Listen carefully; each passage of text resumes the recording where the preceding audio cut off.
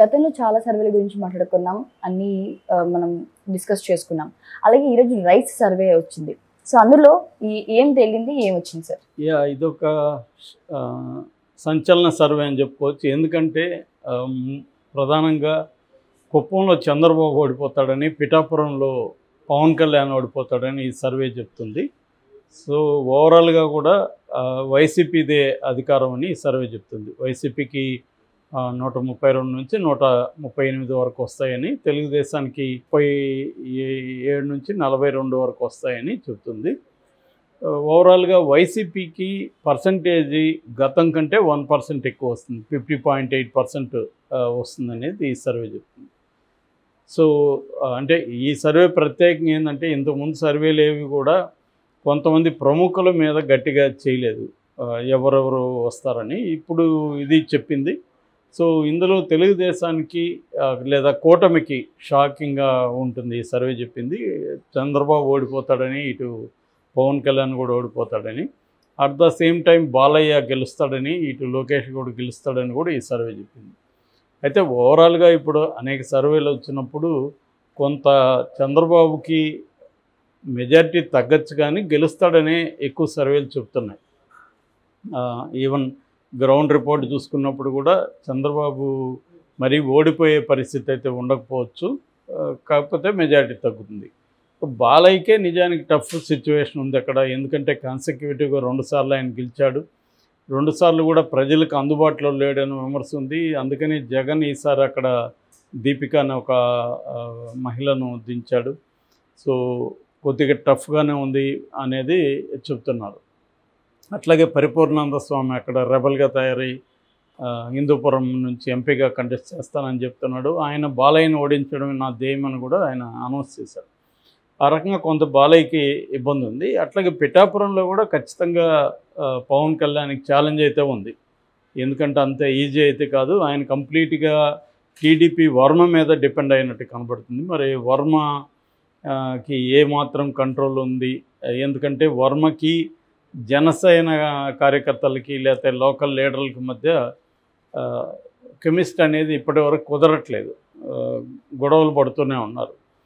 అట్లాగే పవన్ కళ్యాణ్ మీద కూడా అక్కడ లోకల్ కేడర్కి అసంతృప్తి ఉందని చెప్తున్నారు. ఈ ఫ్యాక్టర్స్ అయితే పవన్ కళ్యాణ్కి ఇబ్బంది. At the same time Pavan కళ్యాణ్కి ప్లస్ పాయింట్లు కూడా అక్కడ ఉన్నాయి. ఎందుకంటే జబర్దస్త్ నుంచి ఈ బ్యాచ్ అంతా వీళ్ళు అక్కడ కూర్చున్నారు, అక్కడ చేస్తున్నారు. సో రెండోది పవన్ కళ్యాణ్ 2 సార్లు అంటే ఒకసారి ఓడిపోయాడు, అంతకుముందు నిలబడలేదు. సో ఈసారి గెలిపిద్దామన్న అభిప్రాయం ముఖ్యంగా కాపు యువతలు బలంగా ఉందని చెప్తున్నారు. ఏదేమైనా అంత ఈజీ అయితే కాదు. ఎందుకంటే వైసీపీ అక్కడ మోహరించింది అన్ని వైపుల నుంచి. మండలానికి ఒక సీనియర్ నాయకుడిని పెట్టింది. మరోవైపు ముద్రగడ పద్మనాభం కూడా గట్టిగా కాపు ఓట్లను చీల్చడానికి ట్రై చేస్తున్నాడు. ఎందుకంటే పవన్ కళ్యాణ్కి అక్కడ దాదాపు 95,000 ఓట్లు కాపు ఉన్నాయి. సో అందుకనే ఆయన దాన్ని ఎంచుకున్నాడు. బట్ ఏం ఎంచుకున్నా కూడా వర్మ మీద డిపెండ్ అయ్యి గెలవాల్సిందే. అందుకని ఆయన వర్మకే బాధ్యత అప్పగించుతూ మాట్లాడాడు. సో ఇది బేసిక్గా. ఇక లోకేష్కి అడ్వాంటేజ్ ఉందనే చెప్తున్నారు. ఎందుకంటే లోకేష్కి కూడా ఒక సింపతి ఉండడం ఒకటి, రెండోది లోకేష్ గత 5 ఏళ్ళుగా ఆ నియోజకవర్గంలో పనిచేస్తున్నాడు, అవన్నీ కలిసి వస్తాయి.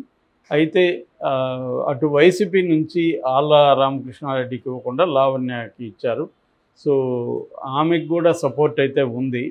బట్ అక్కడ కూడా అంత ఈజీగా అయితే కాకపోవచ్చు, అంటే చాలా బంపర్ మెజారిటీ అయితే గెలిచే పరిస్థితి లేదు. సో ఇది బేసిక్గా. అయితే ఈ సర్వేలు తీసుకుంటే నాకు తెలిసి కనీసం ఒక 25 నుంచి 30 సర్వేలు వచ్చాయి మొత్తంగా. అంటే ఏ రాష్ట్రంలో లేని ఒక గందరగోళం ఆంధ్రప్రదేశ్లో ఉందని చెప్పచ్చు. ఇందులో కొన్ని సర్వేలు ప్రభుత్వాలే డబ్బులు ఇచ్చి చేయించుకొని ఉండొచ్చు, కొన్ని సర్వేలు ఆయా పార్టీల అభిమానులు ఎన్ఆర్ఐలు కావచ్చు అలాంటి వాళ్ళు సర్వేలు చేయించారు. ఇంకొన్ని సర్వేలు ఎవరి దగ్గర డబ్బులు తీసుకోకుండా ఇండిపెండెంట్గా పార్టీకి ముందుగానే డిసైడ్ కాకుండా ఇండిపెండెంట్గా చేసిన సర్వేలు కూడా ఉండొచ్చు, లేదని చెప్పలేము. ఎందుకంటే జాతీయ స్థాయిలో కొన్ని సర్వేలు చేస్తున్నారు. అయితే ఓవరాల్గా ఈ 25-30 సర్వేలని నేనైతే కనీసం ఒక 25 సర్వేలు నేను చూశాను. సో అన్నిటినీ మనం చూసినప్పుడు ఏంటంటే ప్రధానంగా మెజారిటీ అటు ఇటు రెండు ఇటు ఎక్కువ రెండు అటు ఎక్కువ ఉండొచ్చు, కానీ ఓవరాల్గా అయితే ఏ సర్వే కూడా దగ్గరగా ఏమీ లేవు, ఎక్స్ట్రీమ్స్లోనే ఉన్నాయి. తెలుగుదేశం బ్రహ్మాండం గెలుస్తుంది, కూటమి బ్రహ్మాండం గెలుస్తుందని కొన్ని సర్వేలు, లేదు వైసీపీ మంచి మెజార్టీతో గెలుస్తుందని కొన్ని సర్వేలు. అంటే ఫర్ ఎగ్జాంపుల్ ఏబీపీ సర్వే, అది దాదాపు 20 సీట్లు లోక్సభ సీట్లు కూటమికి వస్తుందంటే టైమ్స్ను రివర్స్లో 20 సీట్లు వైసీపీకి వస్తుందని చెప్తుంది. అంటే దేన్ని నమ్మాలి? ఇంత దగ్గరగా ఉంటే మనం కొంత ఆలోచించవచ్చు, ఇంత కాంట్రాస్ట్ ఉంటే ఏ సర్వేల్ని నమ్మచ్చా, సర్వేల విశ్వసనీయత ఎంత అనేది ఇప్పుడు ఇవాళ కన్ఫ్యూజ్ అయిపోయింది. అంటే ఆంధ్రప్రదేశ్కి ఒక ప్రత్యేక లక్షణం ఏంటంటే దేన్నైనా కంప్లీట్గా కన్ఫ్యూజ్ చేసేయగలరు. ఏ విషయాన్నైనా దాని మీద క్లారిటీగా ఉందనుకుంటే ఇంకొక పార్టీ వచ్చి దాన్ని కన్ఫ్యూజ్ చేస్తుంది. సో మన వైపు లేకపోయినా పర్లేదు కానీ అవతల వైపు ఉండకూడదు అన్న ధోరణి ఇరు క్యాంపుల్లోనూ ఉంటుందన్నమాట. అందుకని సర్వేలు కూడా ఇంకే రాష్ట్రంలో కూడా ఈ కైండ్ ఆఫ్ నేను చూడలేదు దేశవ్యాప్తంగా. ఇదొక్క రాష్ట్రంలోనే ఈ కైండ్ ఆఫ్ కన్ఫ్యూజన్ అయితే ఉంది. దీనికి ఇంకొక ఆబ్జెక్టివ్ కండిషన్ కూడా ఉంది. అదేంటంటే ఎవరి వైపు స్వీప్ అయితే కనిపించట్లేదు. స్వీప్ కనిపించినప్పుడు ఈ కన్ఫ్యూజన్ ఉంటుంది, అంటే టైట్ బ్యాటిల్ ఉన్నప్పుడు ఈ కన్ఫ్యూజన్ ఉంటుంది. ఇంకా 20 రోజులు ఉంది కాబట్టి 20 రోజుల్లో ఏమన్నా ఒకవైపు కంప్లీట్గా మొగ్గు చూపే అవకాశం ఉందా అనేది చూడొచ్చు. ఎందుకంటే తెలంగాణలో కూడా బిగినింగ్లో ఎవరు కూడా అసలు రేవంత్ రెడ్డి కాంగ్రెస్ అధికారంలోకి వస్తుంది, రేవంత్ రెడ్డి సీఎం అవుతాడు అని ఎవరు కూడా ఊహించలేదు. చాలామందికి నేను చెప్తే కూడా నమ్మేవాళ్ళు కాదు. కాంగ్రెస్కే ఎడ్జ్ ఉందని నేను చెప్తుంటే కూడా ఎవరు నమ్మలేదు. ఎందుకంటే అప్పుడు అలా ఉన్నింది పరిస్థితి. మళ్ళీ కేసీఆర్ వస్తాడు, కేసీఆర్కి ఈక్వల్గా ఉన్న లీడర్ అవతలేడు, అదే మేజర్ ప్రాబ్లం. కేసీఆర్కి వ్యతిరేకత ఉంది కానీ నాయకుడు ఎవరు లేరు అటుపక్క. అంటే రేవంత్ రెడ్డిని ఎవరు కూడా నాయకుడిగా గుర్తించలేదు అప్పుడు. సో ఈ ప్రాబ్లం ఇక్కడ ఉన్నింది. కాకపోతే ఇప్పుడు అక్కడ నాయకత్వానికి సంబంధించిన ప్రాబ్లం లేదు, ఎందుకంటే జగన్కి బలం ఉంది, ఇటు చంద్రబాబు కూడా ఈక్వల్గా ఉంది కాబట్టి నాయకత్వం లేదనేది లేదు. కానీ ఇరువైపులా కూడా బ్యాలెన్సింగ్ చాలా విషయాల్లో కూటమికి అడ్వాంటేజెస్ ఉన్నాయి, చాలా విషయాల్లో జగన్కి అడ్వాంటేజెస్ ఉన్నాయి, చాలా విషయాల్లో వ్యతిరేకత కూటమికి ఉంటే వ్యతిరేకత జగన్కి కూడా ఉంది. అందువల్ల కరెక్ట్గా 10 మందిని కలిస్తే 10 మంది లేదా మెజారిటీ 8 మంది ఒక పార్టీ వస్తుందని చెప్పట్లేదు, 4 ఇటు 4 అటు చెప్తున్నారు.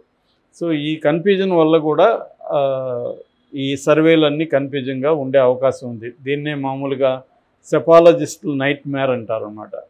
అంటే ఎలక్షన్ టైంలో ఈ సర్వేలు చేసే వాళ్ళకి నైట్ మ్యార్ ఇటువంటి సిచ్యువేషన్.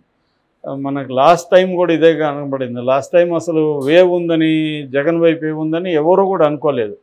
మళ్ళీ చంద్రబాబు వస్తాడని వీళ్ళు కాన్ఫిడెంట్గా ఉన్నారు.